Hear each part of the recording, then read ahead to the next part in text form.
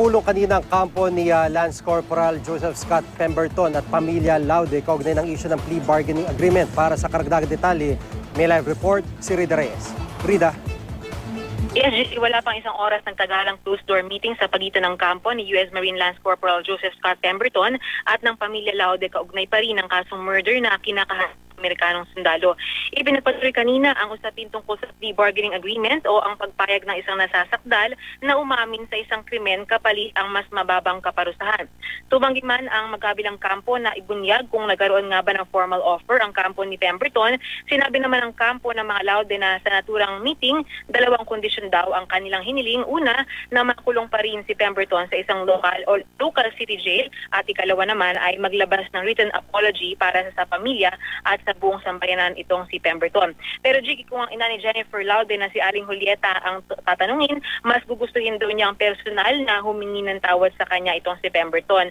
Ayon pa rin sa isang source ng GMA News na nakuha natin kanina, Jiggy, bukod sa mga kondisyon na ito ay humihingi rin daw ang pamilya Laude ng nasa more or less 21 million pesos bilang monetary compensation kapalit ng pag-downgrade ng kasong murder ni Pemberton sa homicide. Pero ayon kay Aling Julieta, pinag-iisipan pa lamang daw nila ito. Pero ang lahat daw ng ito ay pag-uusapan at pag-aaralan pa ng magkabilang kampo hanggang sa opisyal na pagsisimula ng trial proper 2 linggo ngayon sa March 23. Gigi.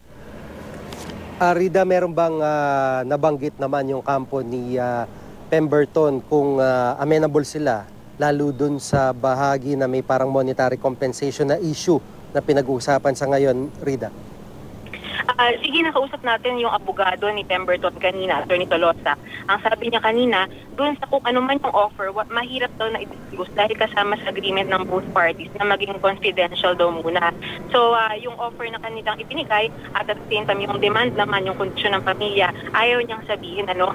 Pero ang sinabi lamang niya sa atin kanina ay handa raw sila naman na makipag-usap at makipag-cooperate kung ano man daw yung mapapagdesisyonan, and they still have more or less mga 1 week bago magsimula yung trial period. So, by next week, posibleng magpatawag ulit ng isa pang round ng meeting para syempre kailangan i-negotiate kung ano man yung mga kahilingan ng bawat panig para magkaroon ng isang resolusyon na pabor sa magkabilang panig. Jiggy.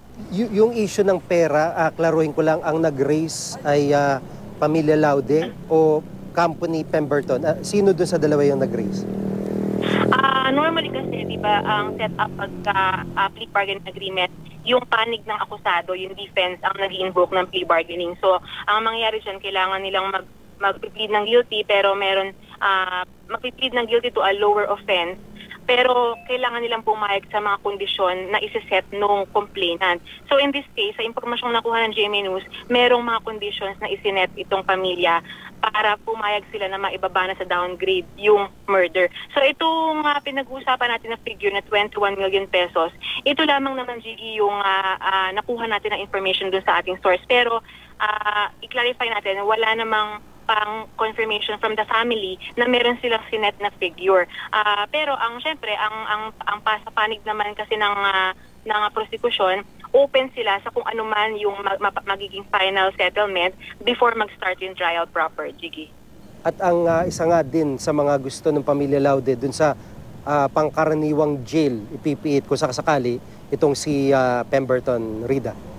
Kasama yung Jiggy dun sa number 1 condition nila. Sabi nila kahit parang pumayag sila sa kahit anong mga settlement or arregluhan man, kung magkakaroon man under the plea bargaining agreement, ang importante ro dapat ay makulong pa rin at makita pa rin nila behind bars itong si Pemberton. At pagdusahan pa rin niya yung ginawa niyang krimen dun sa kay Jennifer Laude. At nireiterate din nila na dapat hindi lang siya sa kahit na anong facility. Kailangan daw sa isang local city jail, in this case sa Olongapo City. Jiggy. Maraming salamat, Rida Reyes.